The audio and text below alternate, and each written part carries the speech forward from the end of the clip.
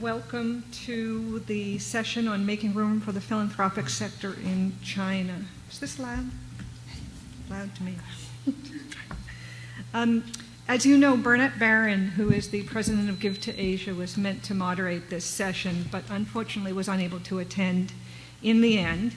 I am Paula Johnson. I'm the director of the Center for Global Philanthropy at the Philanthropic Initiative in Boston and a senior research fellow at the Hauser Center. And in both capacities, I lead efforts to try and advance both the understanding and the practice of global philanthropy. And I deeply regret Bernadette isn't here. He's a terrific thought leader and a real expert on philanthropy in Asia. I cannot fill his shoes, but I'm honored to be here with these panelists and with all of you, and I look forward to the session. As you know, the session is meant to explore the conference's theme on... Are you waving at me? No, I'm sorry, the audio.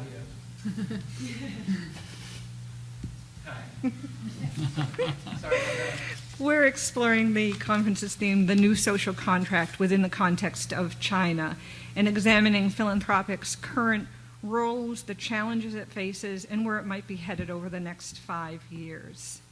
I think most of you in this room probably already have some familiarity with the philanthropic sector in China, but just very briefly, a little bit of scaffolding for our conversation. Since China started its transition to a market-based economy around 1978, the state has gradually opened up space for civil society and the nonprofit sector in the country. The officially recognized nonprofit sector emerged only in about 1988 with the first regulation to help establish and guide the sector. It was not until 2004 that China then created a category of private foundation for the first time. The foundation law in China allows for two different kinds of foundations, and with apologies for a real overgeneralization. One kind of foundation is allowed to do public fundraising in China and the other is not. So they're somewhat equivalent to a kind of public charity re-granting organization in the United States and private foundations in the United States. Since the law was enacted in 2004, the China Foundation Center estimates that there are now 2,700 foundations in China, roughly divided between those that are fundraising and non-fundraising foundations. So the growth has been quick, to say the least. These foundations address a variety of issues. Education and disaster relief are the principal priorities, and according to the Foundation Center, receive about 70% of the funds in China. Most foundations are operating rather than grant-making foundations. And along with this growth in foundations, there has also been a growth in the infrastructure to support philanthropy in the country. I and actually everybody on this panel is involved in several initiatives to kind of support and nurture philanthropy within the country. There's one observer who has described the sector as quick in growth, small in general size, and enormous in potential. And our panelists will be describing in particular this potential today, as well as the challenges to realizing it. I will just introduce the panelists quickly. Mr. Wang will speak first. He's the Dean of Beijing Normal University One Foundation Philanthropy Research Institute. And he has extensive experience in the government as well as the private sector, has formerly served as the General Director of the Department of Social Welfare and Charity Promotion and the Department of Disaster Relief. And he'll be discussing China's social sector and the role of philanthropy over the next 5 years. Mr. Shen is the CEO of Fuping Development Institute. He founded and managed the institute as well as the Fuping Social Investment Company, both committed to supporting social innovation. He's going to be talking specifically about the growing interest, Bernadette Barron calls it the current craze, in social entrepreneurship and how it's advancing the social good in China. And Kara Hurst is the Vice President of Business for Social Responsibility, BSR, a nonprofit organization that works with a global network of nearly 300 member companies to build a just and sustainable world. She plays a crucial role in BSR's global efforts, including its innovative programs in China. and will focus her comments specifically on the role of the corporate sector in advancing social good. Each of the panelists will speak for about 10 minutes, and then we'll have at least a half hour or 40 minutes for questions and answers. And I see that there are lots of other experts on China philanthropy in the audience, so we very much look forward to the dialogue following the presentations. Mr. Wang. Thank you. First, I should say thanks to Suzanne Cisco. She is a great leader in Ford Foundation and the Asia Foundation. Her program supported me for supporting China about the rural election, disaster relief, and social reform or charities affairs. Very, very efficient, whether in Ford Foundation or Asia Foundation. It's a good pleasure to introduce about China. What about the China's situation? I just use the simple words. Now we just began the social reform. Why? Because in the 2008, because Sichuan's earthquake, then suddenly erupted the philanthropy is very, very strong.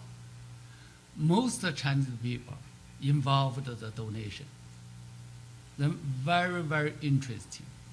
Most Chinese people, including leader and ordinary people, more concerned about the philanthropy. After that, never stopped the process. Then the media very, very deeply involved in the process. Last year, maybe you know, in China, it's a very, very big movement. Media tortured about the public foundations, especially the Red Cross. You know, a lot of scandals. You know, each month, even, a lot of the rumors or some the news, a lot of dialogue, argument.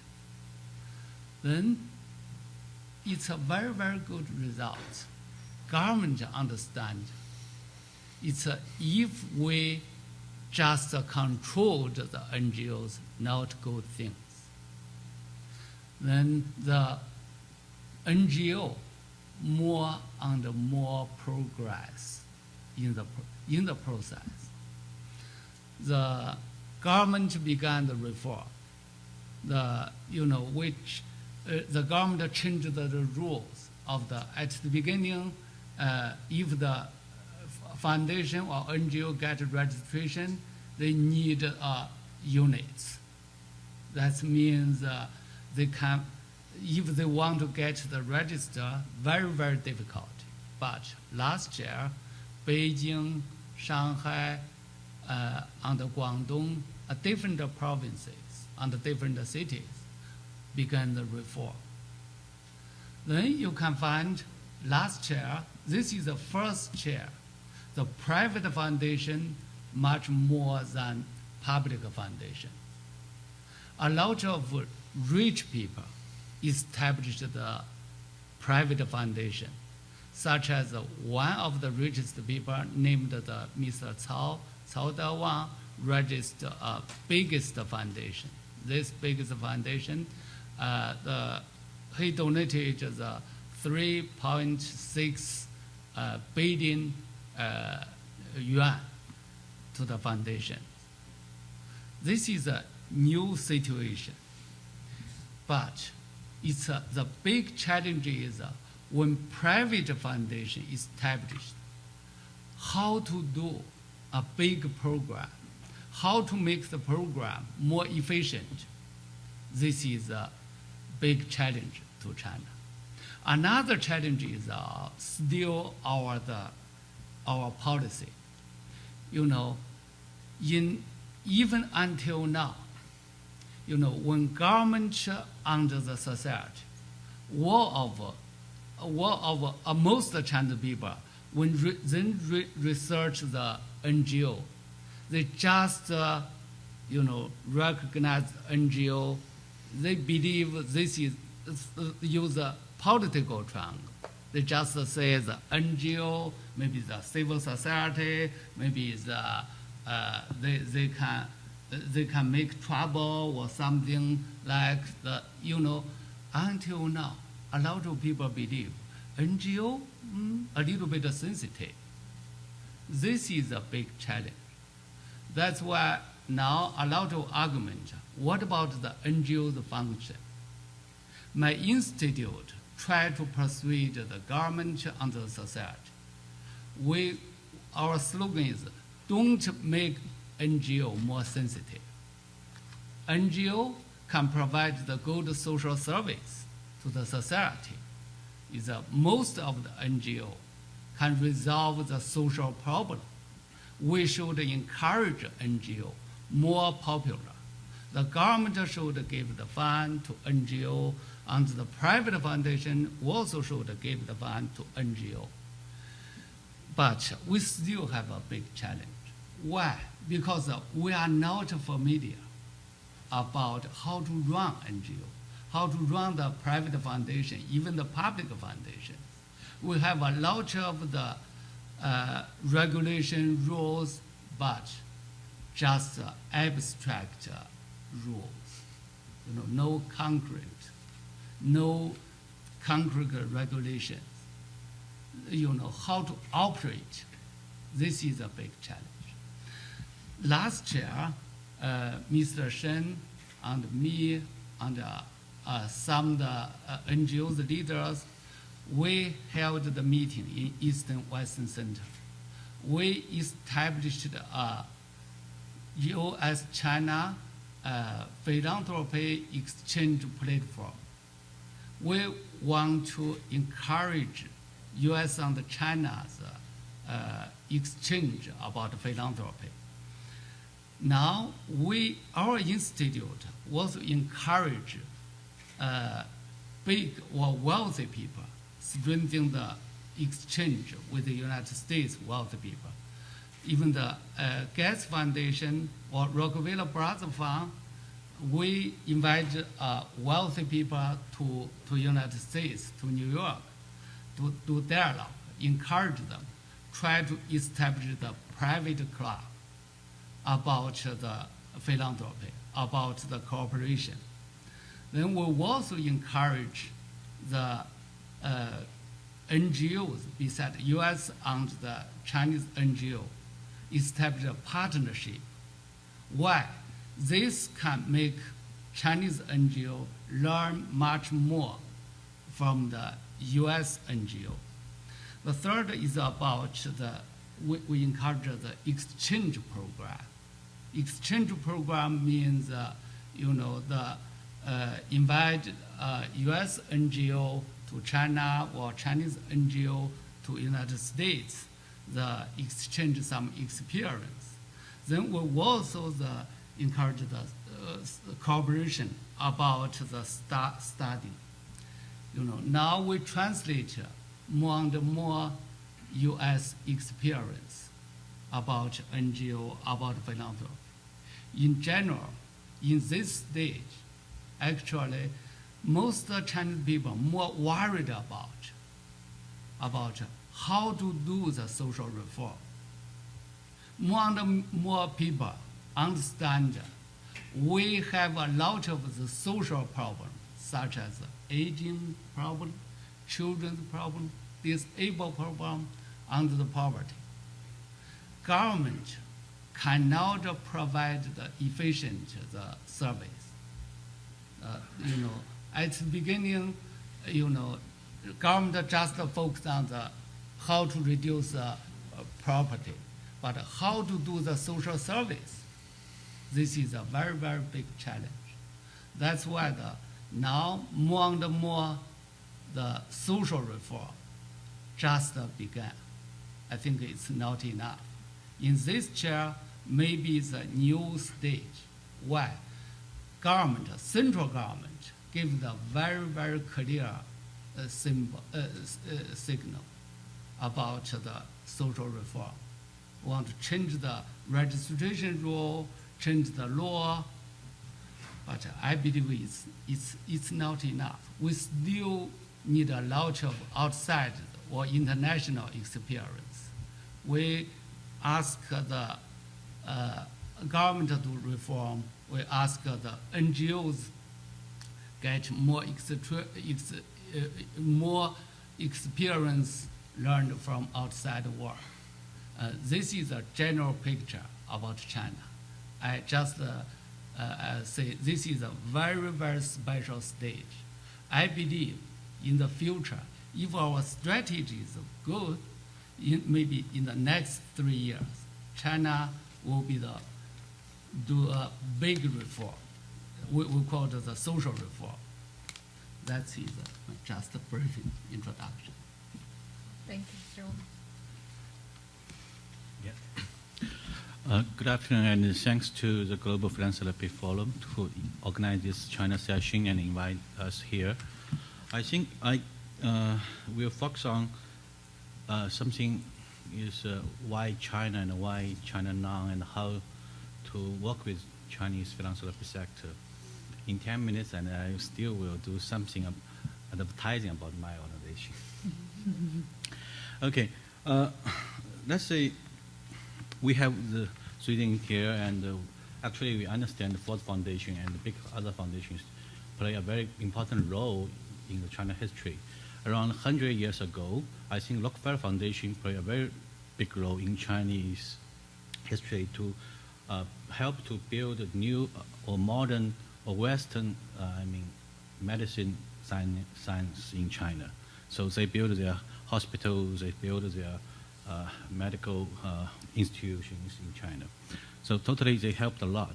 And about 30 years ago, like Paula mentioned that Ford Foundation played a very big role there.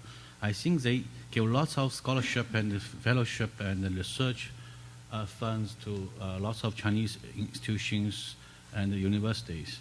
I think Mr. Wang is somehow invited to have a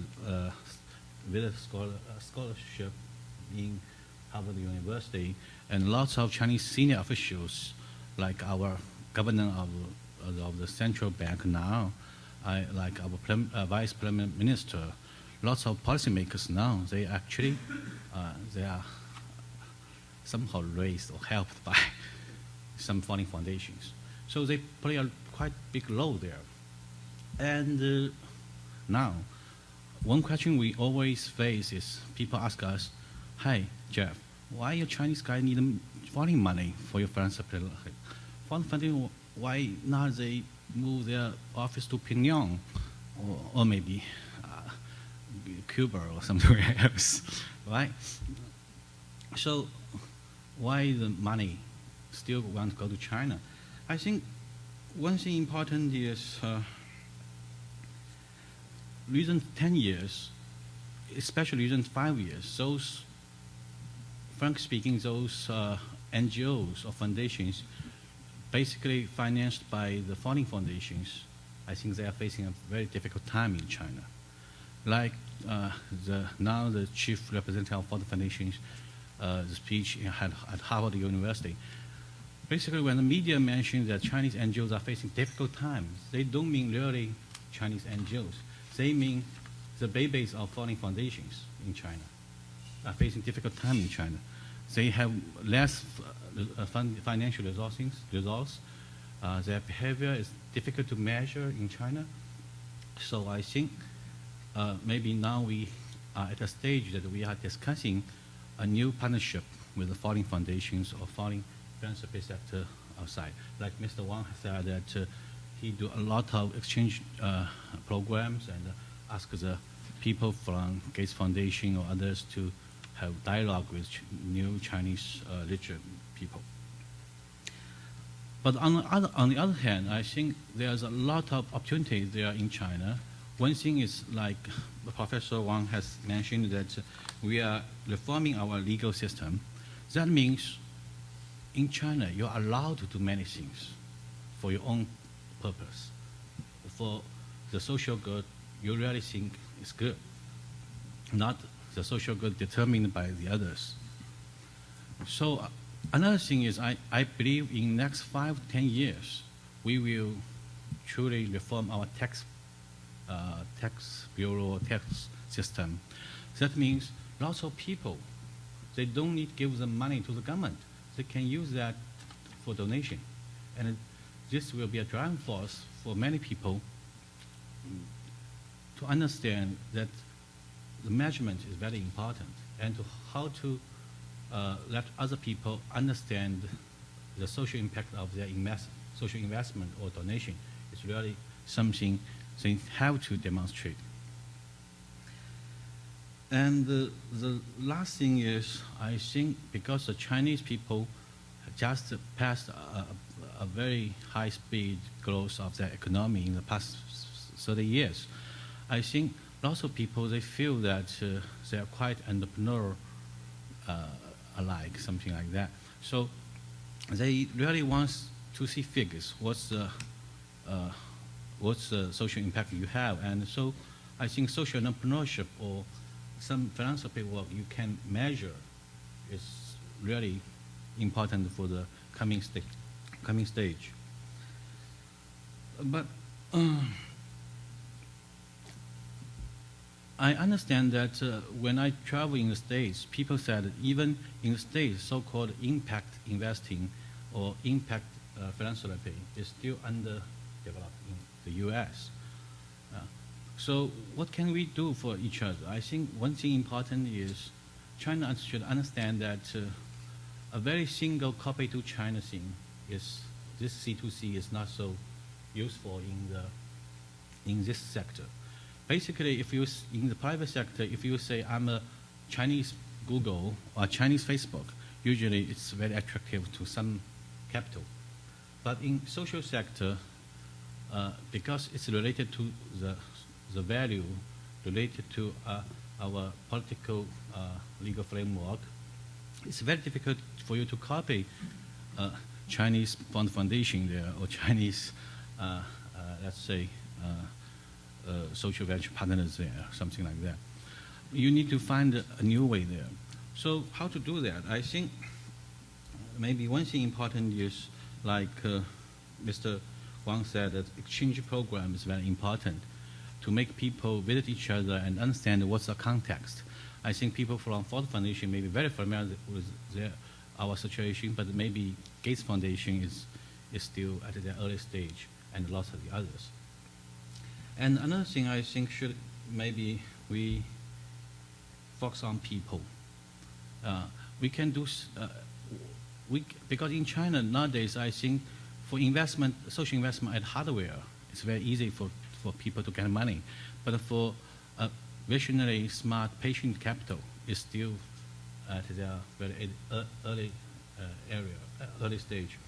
I guess many people, they don't feel comfortable to do a long-term investment at people, like give another fellowship for the rising social entrepreneurs, rising social investors there. So I guess something important we can do is maybe we can provide some long-term internship for the Chinese philanthropists or new professionals. Maybe they can have half a year internship here. Maybe we can have the people from the States one gap year to China and help the Chinese sector for the social investment sector.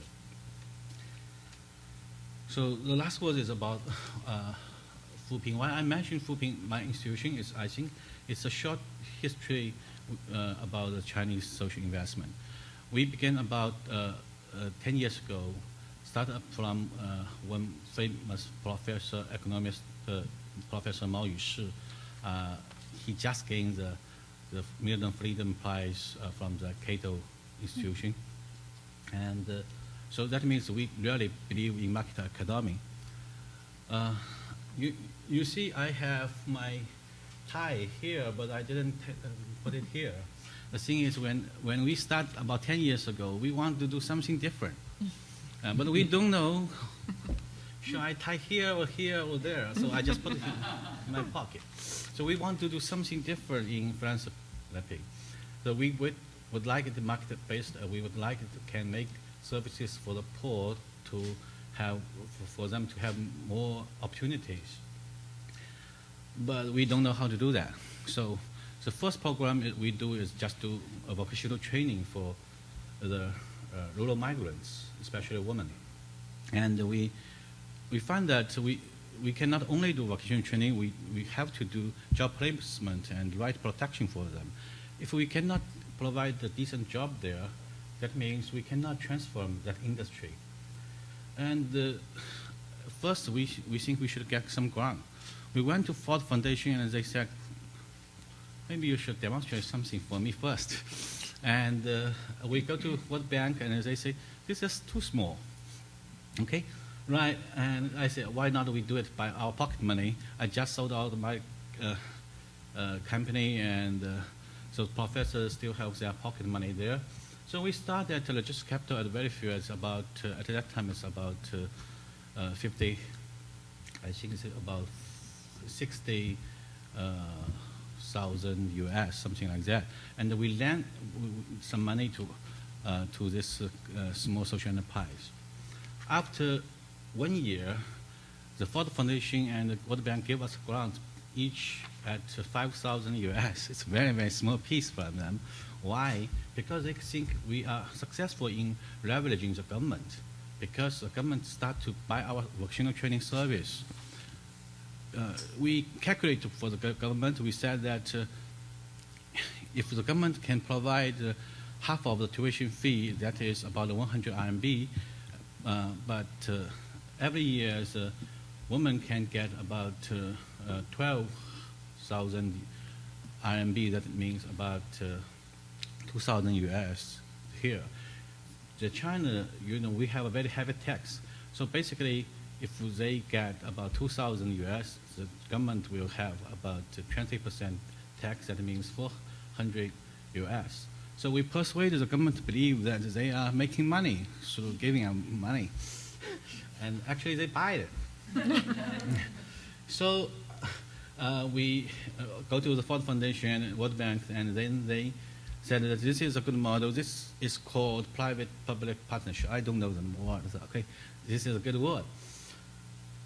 So I mean, actually the foreign foundations can help a lot. They understand after that how can we use that thing to leverage the other agencies to help us. And just 2 years later, 2004, some people come back from US and they said to my girlfriend that, hey, you cannot expand your boyfriend's work. I can help you.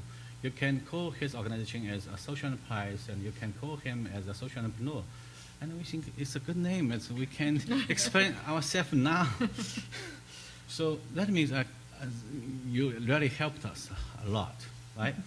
So after that, we think we can not only be a doer there, we can also use our background and our experience to help the others.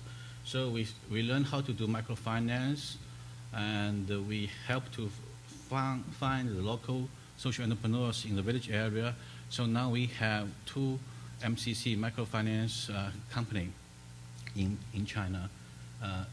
And after 3 years, we invested in early education social enterprise, which is raised by a very brilliant woman who also don't know what kind of service he wants, what's the meaning of social enterprise. But he actually she actually got a PhD in Yale and came back to China about 12 years ago, and find it's difficult for her to find a qualified kindergarten for her son at 2.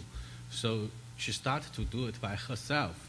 After 10 years, she said that she's tired of service middle-class people, the rich people. She wants to move to the poor people, but how to do that? She found us, and then we think that, hey, we give you a name of social entrepreneur, and then we can start to discuss how to do this together. So afterwards, we move on, and we find that maybe there's a chance we can work with the foreigners, foreign social entrepreneurs, where they want to expand in China. So we went to Japan for several times, 3 years ago, we started a program with the Japanese social enterprise called the Daiichi, who are expertise for 37 years at organic farming and build a trust relationship between consumers and farmers. So we are going to have this new social enterprise open later this year. So we are transforming ourselves from a social enterprise, social entrepreneur to a social investor. I stop here and thank you for your patience. Thank you. Thank you. We can clap.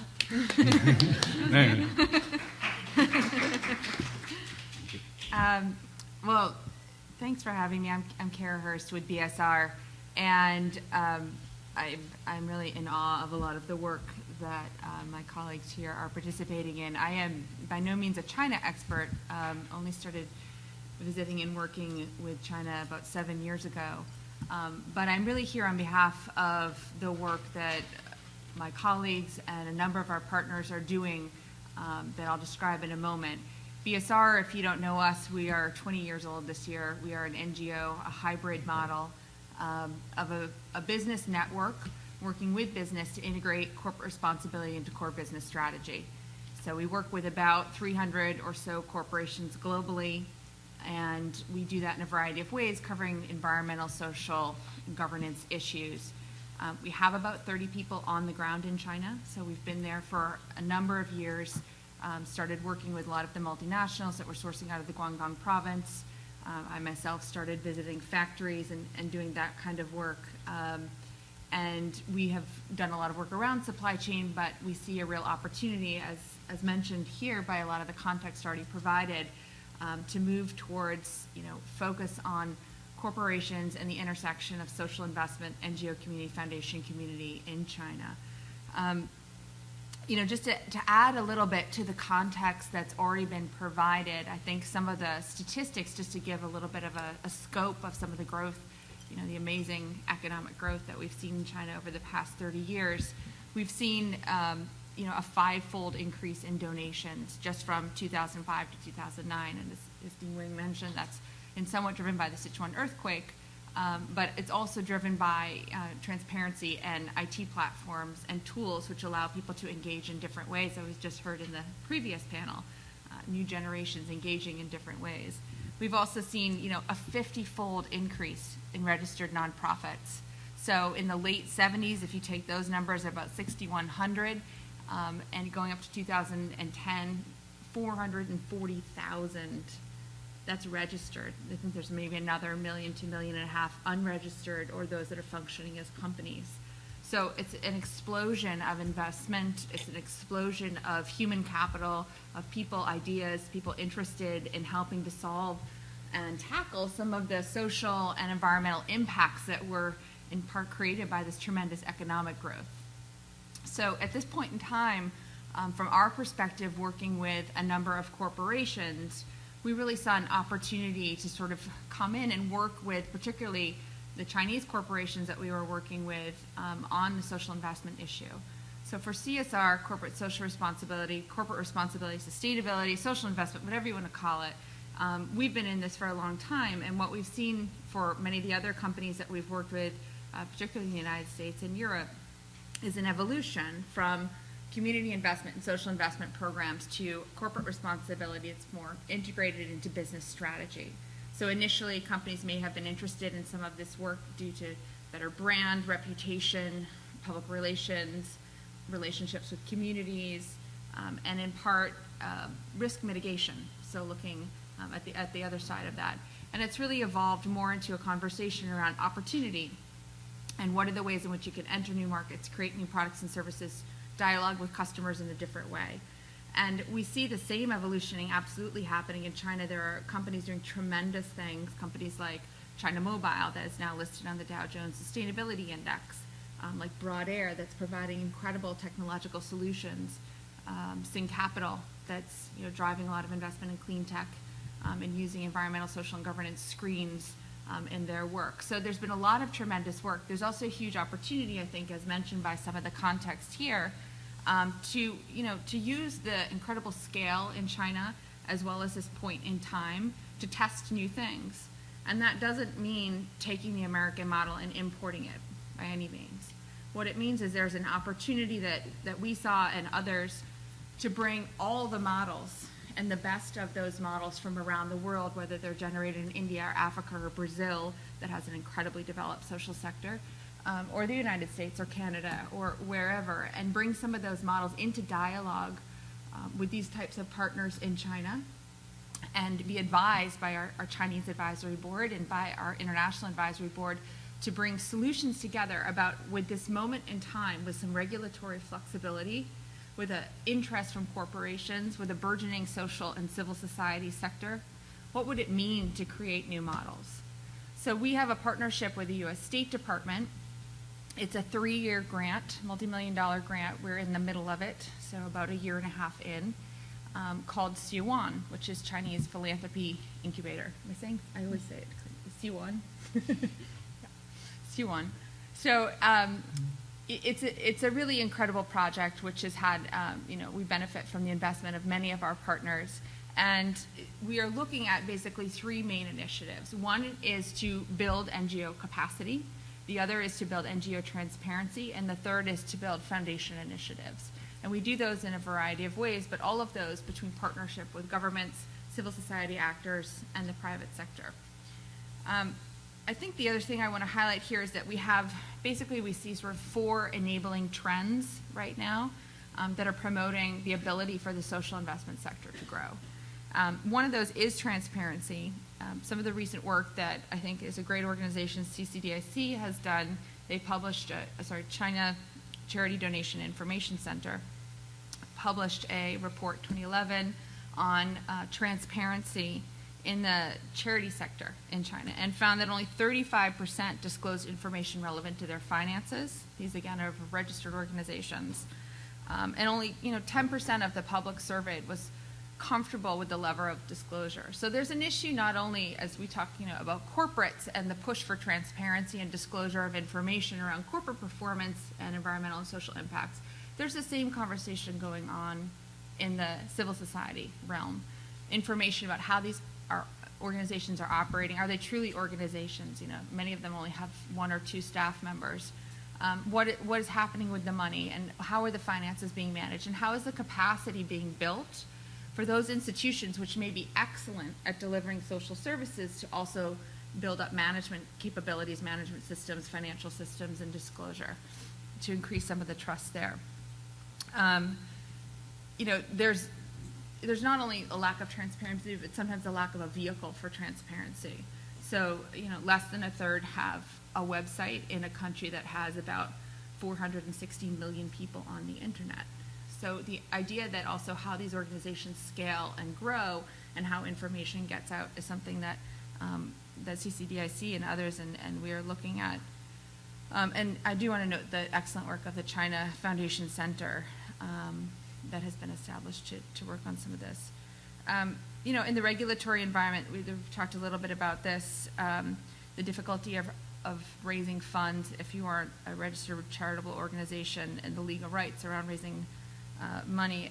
There's also a trend with individuals. So not only younger generations that are interested in getting involved and donating time and skills and their human capital, but also the increase of people who have benefited from the recent economic growth, wanting to establish private foundations, and this has also been mentioned, but really establishing themselves as strategic social investors. There's a really interesting case study that we're doing as part of C1. We're doing it with the Taproot Foundation, Hurst, HP, and the Narada Foundation, which is taking a pro bono model of skills and transferring it to Hurst as an organization, looking at how they can facilitate the advent of pro bono throughout the civil society in China. So thinking about models where skills transfer are important, pro bono skills in addition to typical skills you might see, but not just legal, but HR, marketing, communications, brand building, fundraising, all of that. Finally, to touch on business again, we were doing another case study with Nike and the China Youth Development Fund. which is taking all that Nike knows about developing people and leadership skills and taking that model and transferring it into youth leadership development programs. So we have a few pilot studies like this, some of which are in development. We will end up with 6 pilot studies as part of C1, which are really to model these partnerships. And in part because we talk a lot about public-private partnerships and the importance of them, and sometimes they're very difficult to get tangibly kind of more information about. So who is doing these partnerships? Where do they start? What is actually happening? Where can those points of intersection be realized? And so we've decided that a major part of C1 is to implement these 6 pilot projects, which will demonstrate in many different ways the ways in which these different sectors can come together. I think that we see a couple of opportunities for action, just thinking forward. You know, there's the opportunity for governments, local and government broadly, in trying to experiment with some of the new models, but also to be a convener, to be an investor, and to be a knowledge manager. The government has a tremendous amount of information. We see that here in the United States. The government collects a lot of data. So what can happen with that data and how that data can be put back into organizations for strengthening the capability and capacity and understanding the need is very important. For companies to invest not only, again, their financial capital, but also their human capital, and to model transparency. Again, for these organizations, very important. And really it boils down to a lot of trust and funding and capacity. So I offer that up as a model of something we're working on, and certainly one of many exciting things I think that's happening in China right now. And happy to take questions on that or other work around the sustainability field. Thank you very much, Kara. Okay, we'll open it up for questions, and the conference organizers have asked me to remind you, as we reminded you in the plenary, because it's being recorded, if you wouldn't mind standing up and stating your name and organization before asking the question, it would be helpful. Thank you. Immediate questions?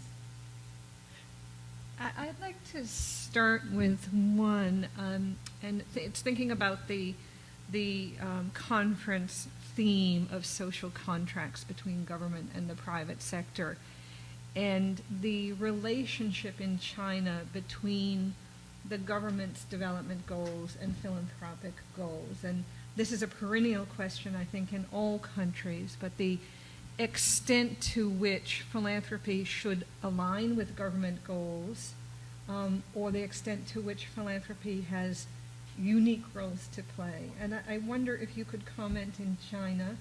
I'm sure there are differing perspectives from the government, from the public, but around the question of alignment between philanthropic goals and national government goals. And this actually came up in a very concrete way for me. I'm working with the China Medical Board on a book about philanthropy in and to China, and doing a chapter on international health philanthropy to China. And when we looked at the data, although China's 5-year plan emphasizes in health system changes and universal health care, when you look at philanthropy, it's over 95% very disease specific. So I'm just very interested in your thoughts about development goals in China, and to what extent they do or should align with philanthropic goals. First, 2 years ago, I worked in the Ministry of Civil Affairs, in charge of the national policy about the philanthropy.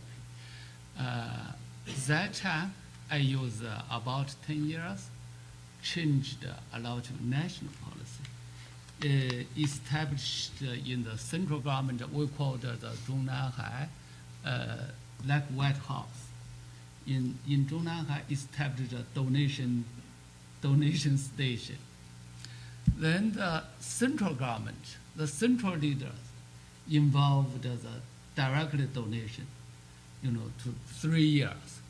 Then central leader their feeling changed. Like ordinary people, they want to know the information. They ask the donations more transparency. Then I know one of the central government's leaders feeding. Why? Because I was in charge of coordinating that program. Then I asked the central government's donation system change, reform. Then we stopped that program. Why? Because the government cannot do good program about donation. This is the central government's program. Then after I left the government, I told the civil society, told the NGOs, I told them, central government already stopped the direct donation program. You should do better than government. That is a persuasion. The logic is very simple. Government, when government are deeply involved in the donation process, they find it's not so good. Then we encourage the NGO. In the media, we very openly discussion about donation. Then central government leader was agree. Why? Because they have their own practice, their feeding. They are worried about transparency because they directly involved for 3 years. That's why I believe direction. Now the government's direction will NGO's direction, I think, is more and more aligned. That's it. Thank you. I'll add something to that, just because something stood up. We did a report, which I brought a couple copies of, called Catalyzing Social Investment in China. It's a very comprehensive overview. So it's also available on our website for free. It's a PDF at bsr.org if you want to go really deep into this topic. But something Kelly Lau from Nike said in that report I think is really relevant. She was talking about kind of the increased public consultation process that is happening, in particular in reference to the contract labor law development, but talking about, if government is becoming more comfortable with civil society to understand it better, that it's a two-way street.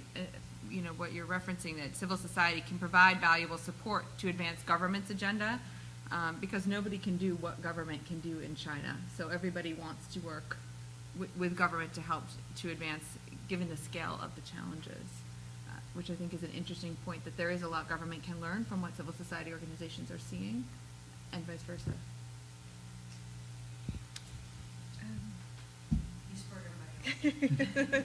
Please. Hi, my name is Catherine Ann Provine. I'm from the Pillars for Life Foundation, and I was wondering if you could recommend or explain if there's a clearinghouse for ideas for private philanthropy coming into China, especially in the healthcare sector, and this may be you, Paula. If there is an idea for a solution or for a program to bring into China, what is the best way? Through government, through an NGO, through a private organization? Thank you. Specifically for health innovations.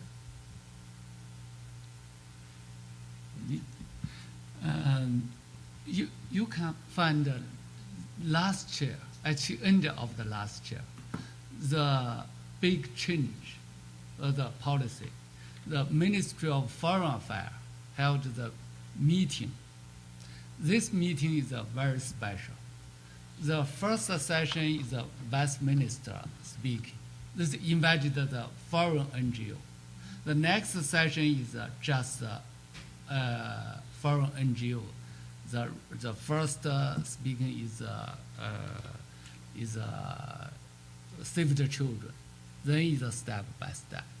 This is the first time in the foreign ministry the meeting, foreign NGO played a very, very crucial role. Yes, this is the first time. Why? Because our institute do consulting to Ministry of Foreign Affairs. Our idea is make the Ministry of Foreign Affairs understand, for even foreign NGO, maybe more than 35% do the social service in China. Should encourage foreign NGO developing in China. This will get the good results. That's why I recommend if the foreign NGO to China should very openly, more safety, do the private relationship to NGO corporations, then tell the use the media, try to announce your program, then very, very safe. It's interesting to think about that question globally, because I think that idea of a clearinghouse or a platform or a gateway or a bridge or whatever you want to call it, but a central place where people can exchange ideas is missing in so much of international philanthropy. One of the participants at this conference is from the Liberia Philanthropy Secretariat, and some of you may already know this, but Liberia is the only country that has established at the presidential level an office to help coordinate international philanthropy as well as philanthropy within the country of Liberia, to try and align it more with development goals, but to be that kind of exchange platform really for ideas from both inside and outside of the country. And it's an interesting model, and one that other countries are considering in different forms, but it really doesn't exist. And the platforms that do exist tend to be in the United States, unfortunately, rather than in the country. So, Your organization serves similar to that, you're advising government. and it could be that CUSP might play some role like that. Yes. I'm just going to continue with a couple on this side. Thank you. Thank you. My name is Anna again. I'm from Synergos. Thank you, guys. I'm conscious of what Kara said about not wanting to just import models from the U.S. to China, and certainly think you're right.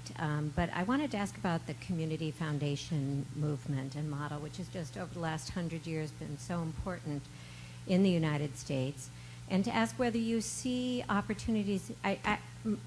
China has a lot of more personality-driven philanthropy, maybe, with individuals. I wonder if there is also a movement for collaborative philanthropy or community foundation-like models, housing for donor-advised funds, ways to get synergy around giving, some of the lessons we've all learned from the community foundation movement. I can speak to a little bit, but go. I think I just very quick response is, just China is a very big country, so there's lots of diversity there and lots of new practice there. So like in Shanghai, I think they are doing lots of community foundations, and they just want to work with United Way International, see if they can copy their model there or something like that. And in other cities like Chengdu and the others, I think more and more community foundations are emerging. But frankly speaking, I think nowadays the mainstream is still corporate foundation and the private foundation, family foundation. I know of just a few examples of community foundations that are emerging in Shenzhen and a couple of others. One of the interesting things, though, in China is that, if I understand correctly, there is legislation that we don't have in the United States, or I think in many other countries, that actually makes it easier and less expensive to create a local foundation. If I understand correctly, they can. It's less expensive. They can still give outside of their geographical area, but there is more kind of public pressure to give within a community. So it's interesting to look at kind of some of the innovations within China and other countries that can actually exactly support. Yeah. I'm sorry, it's last year we found very, very funny. Last year we visited Hawaii. Then we visited the Community Foundation of Hawaii. Our delegation is so surprised. Well, a lot of wrong concept about American Community Foundation. Then we know maybe American foundation like China's public foundation. Then we get a lot of concept or experience from outside. I believe China should learn a lot from the U.S. Community Foundation. On the aisle, please. Thank you very much. My name is Karolina Mzyk, and I'm from the UN Development Program. And I have the following question. As you know that, you might know that the Millennium Development Goals are due to expire in 2015, And right now, the Secretary General is organizing the international community to consult governments and civil society about the new generation of goals. And in 2000, the Millennium Development Goals were just a product of government's consultations. But in 2015, it's moving away and including civil society, the business sector, as well as foundations. So my question is to you, gentlemen, and Kara as well. What is your experience? Do you think that Chinese foundations today would be interested in participating in formal consultations on the future of the development agenda and the Millennium Development Goals? Is the discourse of the Millennium Development Goals something which is of interest to this sector in China? Thank you.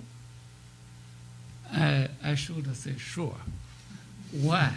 Because you know the story. The Bill Gates before last year, Bill Gates under Warren Buffett to China. They had a dinner with the 50 richest people. Very, very big event in China, in Chinese history. You know, this is a very, very interesting. They invited 50 richest people, asked them to do the donation, to participate in the philanthropy. Then, like a revolution, a lot of rich people associate actually give a good, very good pressure. Then more and more richest people want to do big program, followed Bill Gates or Warren Buffett. That's why our institute established, have a good relationship with them. I know they want to do a big program, even the UN the program, but how to organize? This is a big challenge. We are not, we have not the skilled the people or program. Yeah. We have a lot of program cooperation with the UNICEF, with other UN organizations. But so far, it's a big program, need the training, need the design, need a lot of supporting system. Yeah, that is my. If I could just add one thing, just one comment about, as we're asked at BSR as an intermediary sometimes to facilitate corporate participation in these types of events, whether it's Rio Plus 20 or reformulation of GRI or MDGs or any of that, the definitions are considered to be sort of widely accepted about what is a foundation, what is a company, what is an NGO or civil society or multilateral, bilateral, et cetera. I think these are much more permeable around the world than we realize. And some of that is a very Western take on what exactly are those categorizations and how people can then plug in and participate. So I would offer that up also as a point of feedback, you know, back into any of you who are running these kind of multi-stakeholder forums or input processes, that requiring somebody to be incorporated in a certain way may not be the first place to start. Or if you think you're getting a voice of a company, it may look very different in different places, you know, just that those labels don't always mean the same things.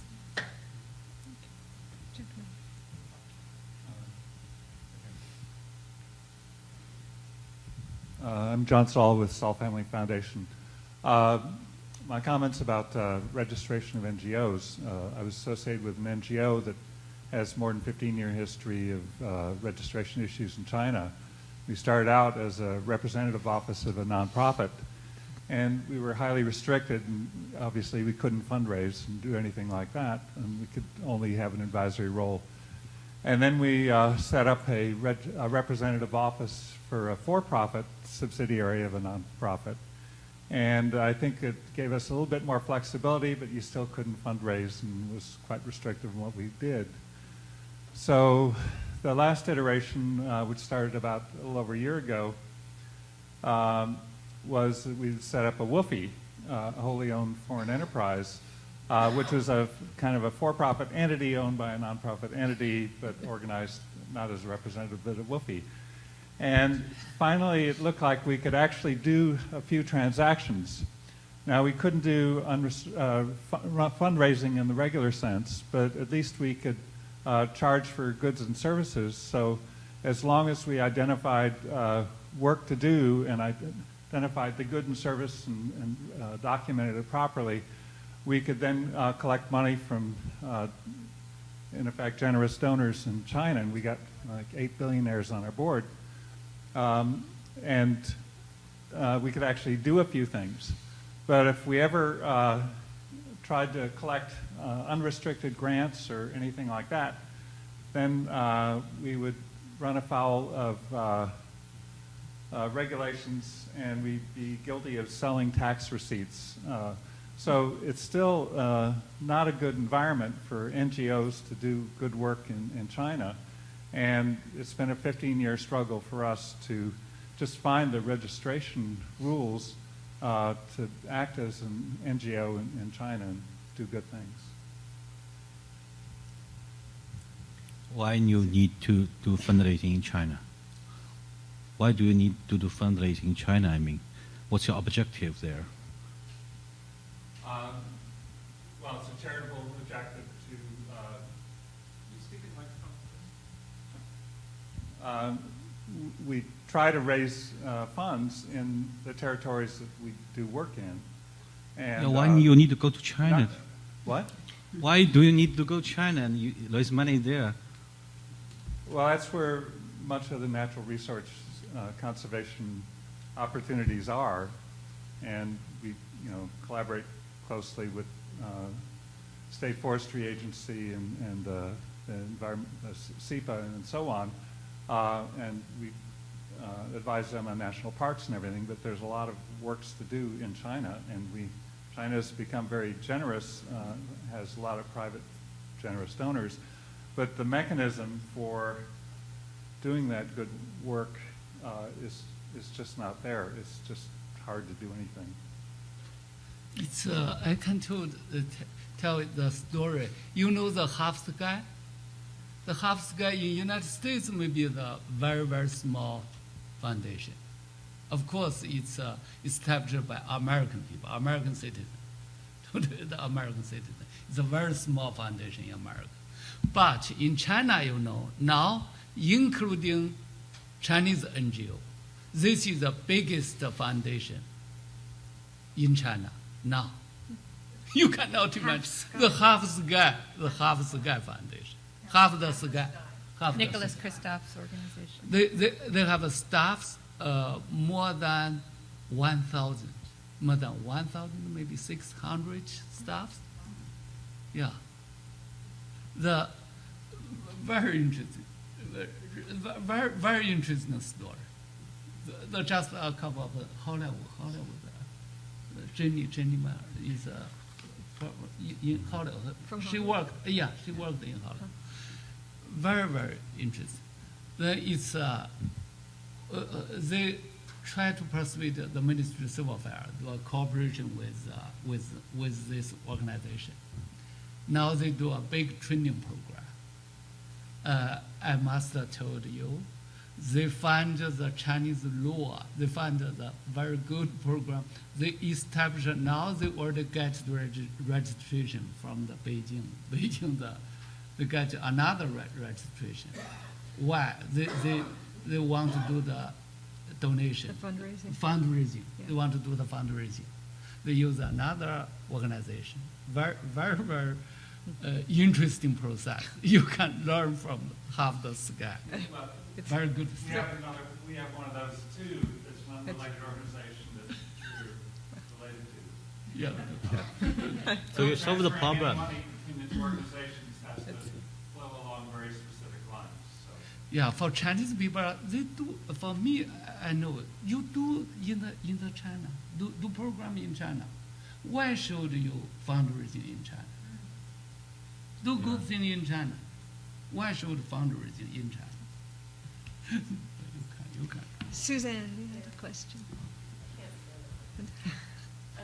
This is a question that goes back to the conversation with Rajiv Shah earlier today.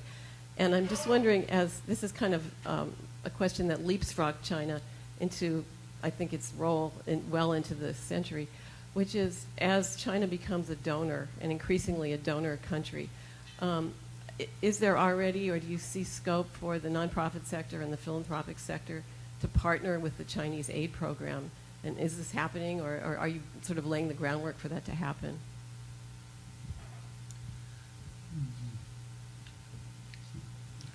Like for investments in Africa? Yeah. Yeah. You know, last year, Susan, last year it's a big argument about some of the entrepreneurs donated to Africa, donated 100 million yuan to Africa and to establish the school housing. Then a big argument in China. A lot of people believe we are very poor, or Western China are very poor. Why we should to donate to Africa? Then a lot of reporters asked me, what about my idea? I told them, you make money in Africa. You should donate it to Africa. Not only in Africa, you make money in United States, in European.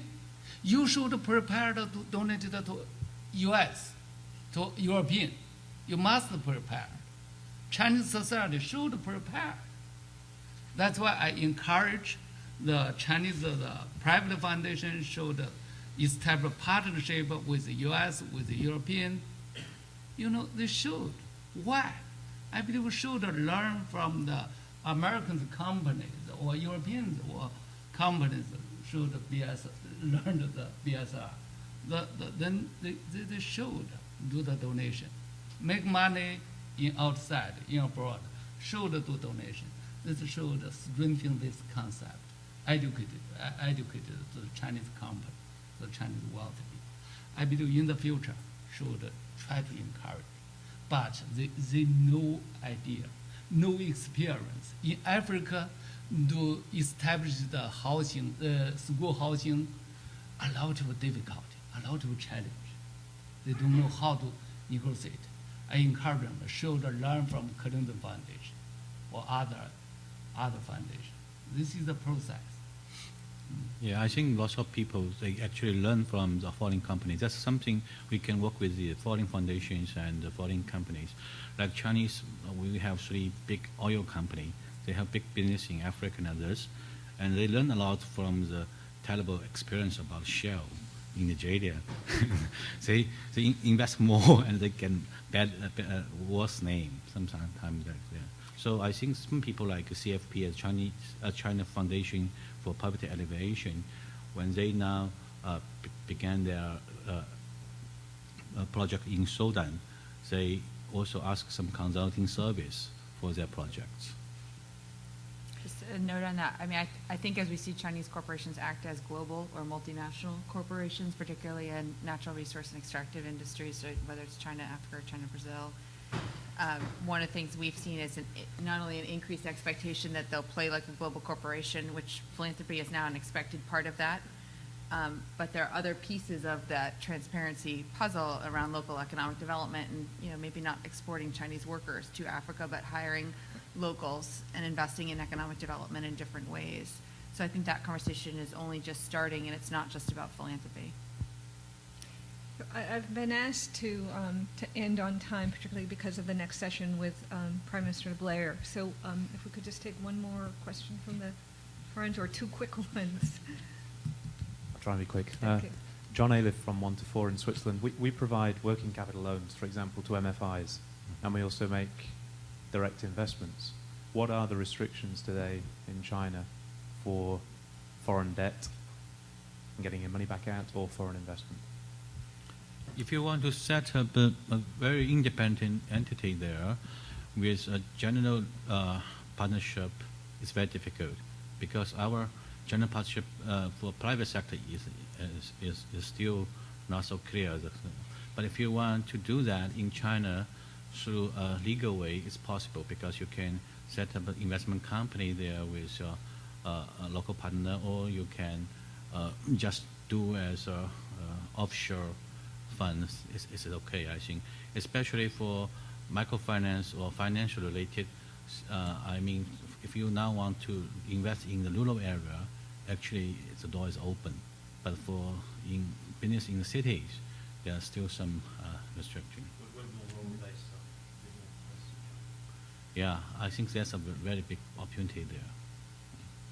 Thank you. Last question. Quickly, to balance the conversation a bit, Dale Hill from American Red Cross. You talked a lot about donations of money, and I'm just curious about what is the trend in Chinese citizens, they could be middle class or upper class, donating their own time, volunteering. And this is a little bit related to the community foundation, perhaps. It's now this is also allowed to argument. You know, we quote, you cannot allow tradition words learn from Lei Feng spring. Lei Feng, yes. But young generation ask the volunteer, professional volunteer. We find in European, in United States, allowed to professional volunteer. But now, the government just established a society of the volunteers society, but its work not very well. We actually, a lot of people don't know how to develop the professional volunteer, even in Beijing. This is another challenge, technical support. Just a very quick comment that I think that when we talk about a social contract, that nowadays I really think China needs a so-called a market for ideas, and for the philanthropy sector, I think we need a system. We not only need some expertise on like donors, we need set up another system. That means we need some consulting company, we need technology transfer, we need social auditing companies, lots of the other things. So let's think much broadly about how you can engage with China and how you can leverage Chinese money and Chinese expertise to help the rest of the world. Thank you. Well, thank you to all of the panelists and to the audience for the questions. I think it's fascinating to me to be even an observer of the philanthropic sector in China, and think, well, we know that the country has a very, very long tradition of individual giving. What we've seen only in the past 15 years or so, and really since 2004, is the development of an institutionalized foundation sector in China. And it's new, it's growing quickly, and while it faces challenges, I think that most people believe that the trajectory of growth will continue, and that offers enormous possibilities and potential for the private sector to contribute in many ways to advancing the social good. And I think we all look forward to watching it and to learning from it. So thank you to you all three.